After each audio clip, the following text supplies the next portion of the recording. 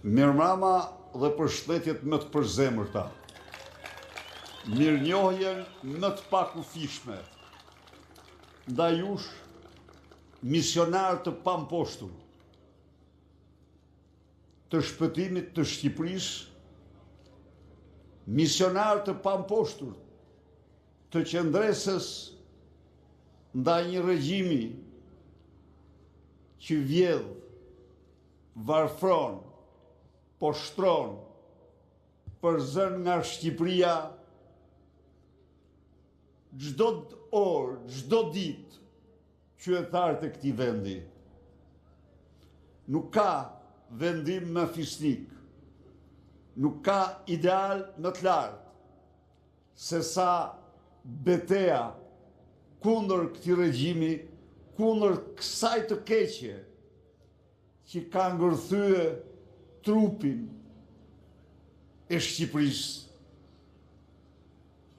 Dhe një përshëndetje të veçantë për ata 10.000 protestues që shtruan 20 shkurtin e 2026 në kryengritjen paqësore më të fuqishme që ka njohur Shqipëria pas 20 shkurtit të vitit 91. 20 shkurti 2026 ishte dita e triumfit tuaj. Ishte dita e triumfit të idealeve demokratike, dita e triumfit të guximit qytetar, dita e triumfit të përgjegjësisë së qytetarëve shqiptar ndaj vendit tyre, ndaj kombit tyre. Ishte dita në cilën Tirana e tërë ishte në dorë të qytetarëve, dita që të merroj këtë klik, këtë organizatë kriminale të kryesuar nga Edi Rama, e cila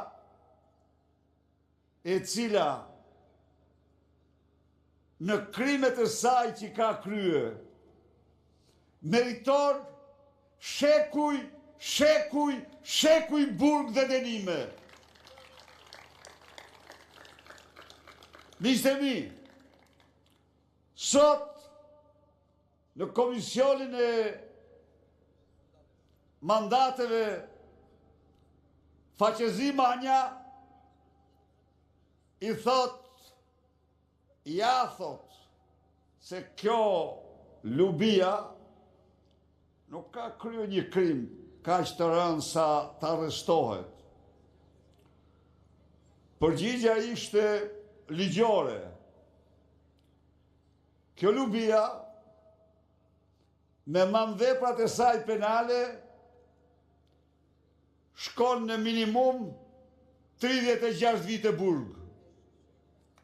Por ju garantoj këtu se ato manvepra nuk janë më shumë se 1/10 e krimeve të Lubis, të Edi Ramës dhe të kriminalëve tjerë në qeveri. Një mik më thoshte sot, doktor,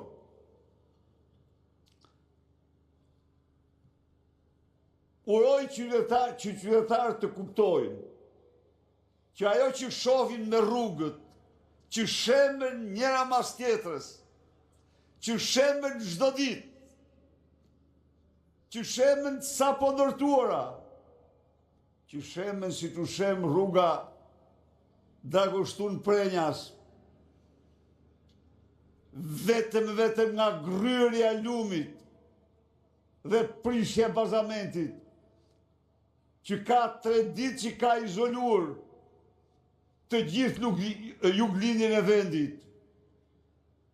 Kjo shembje është e njëjtë në shtetësi,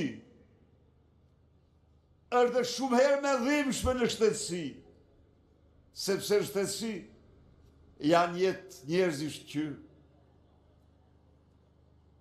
ikin, janë jetë burrash, grash, të rish, që shuhen për shkak të mungesës mjekimeve, për shkak të ilaçeve pa efekt, për shkak të vjedhjes së parave të ilaçeve për të smur,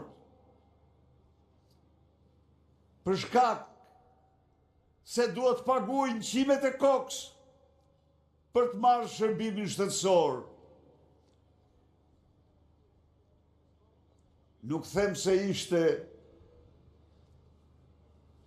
në një nivel të përsosur shtetësia më parë, por disa gjëra janë të pamohueshme, disa gjëra janë të pakundërshtueshme. Shqiptarët paguanin vërtet dhe atëherë nga xhepi, por paguanin 30% të asaj që shpenzonin për shtetin e tyre. 70% e kishin nga shteti. Sot paguajnë 60% nga xhepi. Sot paguajnë më shumë se të gjithë qytetarët tjerë në Europë.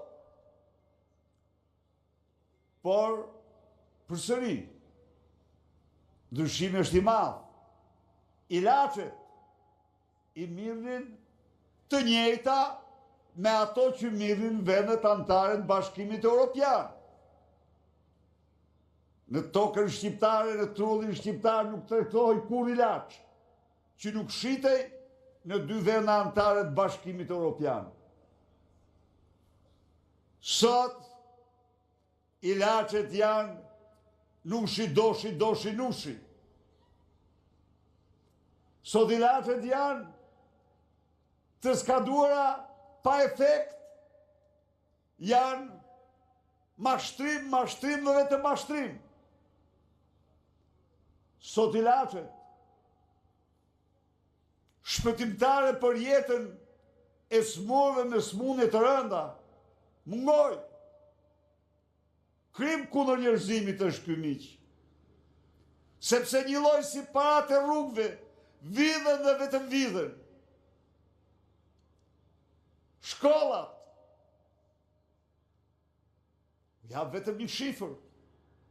25.000 kompjuter keni lënë në të gjitha shkollat e vendit. Janë zhdukur pa shnam, pa nishën, pa gjurmë, të vjedhur nga patronazhistë të rilindjes. Qa ndodh tani? Tani Baxhua i këtij, një kriminal, fiton tendrin për të pru kompjuterët dhe i shet shkollave një kompjuter 10 herë më shtrenjtë se sa kompjuteri që shitet në magazinat e Vjenës, Parisit apo Berlinit. 10 herë. Pra, kjo është organizata kriminale me të cilën ne përballemi.